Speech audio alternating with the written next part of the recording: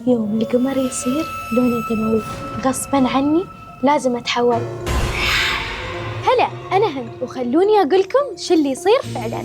الخسوف يعني يوم يدش القمر ظل الأرض، يعني الأرض تتم واقفة بالنص بين الشمس والقمر. الشمس ترسل ضوءها للقمر بس الأرض تقول ممنوع، فيطيح القمر في الظلام. أول ما القمر يدش طرف الظل يسمونه شبه الظل والقمر وقتها يستوي باهت، وهذه بداية الخسوف. إذا دش جزء صغير من القمر في منطقة ظل الأرض هذا نسميه خسوف جزئي، أما إذا دش القمر كله في منطقة ظل الأرض هذا نسميه خسوف كلي. يعني خلاص ما في ولا نقطة ضوء توصل له ويصير لونه أحمر. لكن ليش القمر ما يختفي في الخسوف؟ ليش يصير أحمر؟ الأرض تحجب ضوء الشمس المباشر عن القمر، يعني في جزء صغير من ضوء الشمس يلف حول الأرض ويمر من الغلاف الجوي. يعني الغلاف الجوي يعمل مثل عدسة أو فلتر فيشتت الألوان الخفية مثل الأزرق ويخلي اللون الأحمر يكمل طريقه لين ما يوصل للقمر، ووقتها نشوف